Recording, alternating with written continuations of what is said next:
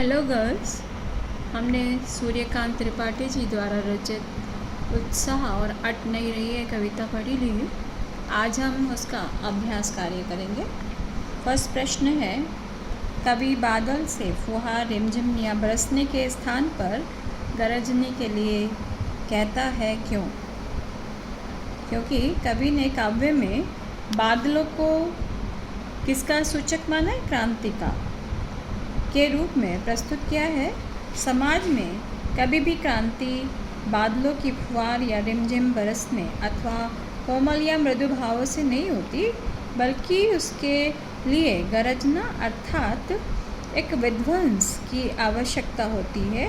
इसीलिए कभी नव सृष्टि के निर्माण के लिए बादलों से गरजने के लिए कहता है। नव सृष्टि का निर्माण यहाँ पर जब खेत में कोई भी बीज बोते हैं और बारिश का पानी मिलने से उसमें अंकुर फूटता है, तो यहाँ नवीन चेतना के लिए कवि ने कहा है। दूसरा प्रश्न है, कविता का शीर्षक उत्साह क्यों रखा गया है? यहाँ पर निराला जी ने अपनी कविता का शीर्षक उत्साह इसलिए रखा है क्योंकि वह एक आह्वान गीत है जो बादलों को संबोधित करके लिखा गया है। कविता का शीर्षक उत्साह इसलिए भी रखा गया है क्योंकि बादल वर्षा करके पीड़ित जनों की आकांक्षा को यानी इच्छा को पूरा करके उनके जीवन में एक आशा का संचार करते हैं, उत्साह भरते हैं, नई चेतना का संचार करते हैं। बादलों के बरसने से संपूर्ण सृष्टि यानी संपूर्ण जगत उत्साहित और आनंदित हो जाता है। ठीक है। अब थर्ड प्रश्न, कविता में बादल किन किन अर्थों की ओर संकेत करता है? निम्नलिखित अर्थों की ओर संकेत करता है। बादल पीड़ित प्यासे जन की इच्छा को पूरा करने की ओर संकेत करता है।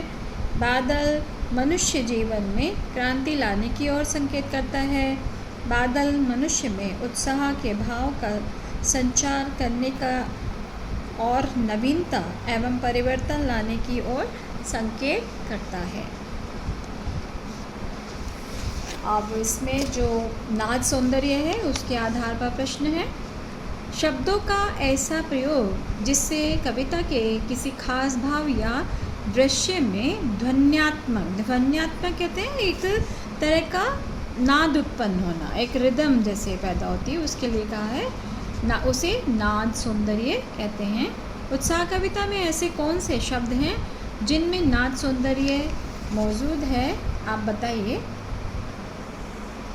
अब देखिएगा कौन सी कविता की पंक्ति में है। यहाँ पर है, घेर घेर घोर गगन, घेर घेर घोर गगन। फिर है, ललित कल्पनाओं के ललित ललित काले घुंघराले। फिर है, बाल कल्पनाओं के से पाले। फिर है, विकल विकल उन्मन थे उन्मन। फिर है, शीतल कर दो बादल गरजो। ठीक है, इनमें इन पंक्तियों में नाद सौंदर्य है। फिर है, ये आपका रचना और अभिव्यक्ति के आधार पर है। जैसे आप देखते हैं बादल उमड़ घुमड़ कर बारिश करते हैं, वैसे ही कवि के अंतर्मन में भी भावों के बादल उमड़ घुमड़ कर कविता के रूप में अभिव्यक्त होते हैं। यानी जैसे हम अपने मन से तैयार होते हैं तभी हम कोई चीज़ लिख सकते हैं, ऐसे ही नहीं अनायास आप लिख दोगे। तो यहाँ पर कवि ने बादलों के माध्यम से जो घुमड़ घुमड़ के भाव लिखे, तो उससे अपने आप की कविता को उन्होंने कंपेयर किया है। तो इसके ऐसे ही कभी किसी प्राकृतिक सौंदर्य को देखकर अपने उमड़ते भावों को कविता में उतारें। यानी ये आपके लिए है कि आपका भी यदि लेखन करने का मन है तो आप भी अपनी कविता को अपने मन के भाव को लिख सकते हैं। अब दूसरा करते हैं, अट नहीं रही है कविता के आधार पर प्रश्न। छायावाद की एक खास विशेषता है अंतर्मन के भावों का बाहर की दुनिया से सामंजस्य बिठाना। कविता की किन पंक्तियों में पढ़कर यह धारणा पुट होती है, बताइए। कविता की निम्न पंक्तियों में यह धारणा पुट होती है, सांस कहीं सांस लेते हो, घर घर भर देते हो, उड़ने को नम में तुम पर कर देते हो, आँख हटाता हूँ तो हट नहीं रही है। आपका यहाँ तक आप करेंगे, ठीक है। फिर उसके बाद है प्रश्न, कवि की आँख फागुन की सुंदरता से क्यों नहीं हट रही है। चारों ओर फागुन का सौंदर्य बिखरा हुआ है, जिसे देखकर प्रकृति प्रेमी कवि का मन प्रसन्न हो उठता है। इस समय डालियाँ कहीं लाल तो कहीं हरे हरे पत्तों से लदी दिखाई देती हैं, चारों ओर फूल खिले हैं, इसी कारण कवि की आँख फागुन की सुंदरता से हट नहीं रही है। फागुन यहाँ पर वसंत ऋतु के लिए कहा गया है, यानी फागुन मास में जो चारों ओर हरियाली तो जो प्राकृतिक सौंदर्य होता है उसके लिए कवि ने कहा है। फिर है नेक्स्ट प्रश्न आपका, प्रस्तुत कविता में कवि ने प्रकृति की व्यापकता का वर्णन किन रूपों में किया है। कवि ने प्रकृति की व्यापकता का वर्णन निम्न रूपों में किया है। फागुन के प्राकृतिक सौंदर्य का प्रभाव नए नए लाल हरे पत्तों फूलों के रूप में चारों ओर समाया हुआ है, और प्रकृति में चारों ओर उल्लास और सौंदर्य से कवि का मन प्रसन्न होकर आकाश में उड़ने के लिए चाहता है।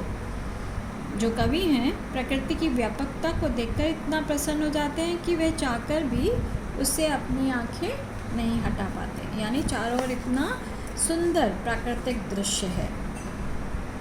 प्रश्न नंबर 4, फागुन में ऐसा क्या होता है जो बाकी ऋतुओं में नहीं होता।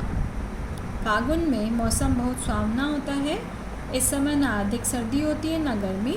प्रकृति इस समय धरती को हरा भरा कर देती है और चारों ओर फूल खिले रहते हैं जो सभी दिशाओं को सुगंध से भर देते हैं। प्रकृति की सुंदरता को देखकर मनुष्य और पशु पक्षी सभी क्या हो जाते हैं, प्रसन्न हो जाते हैं।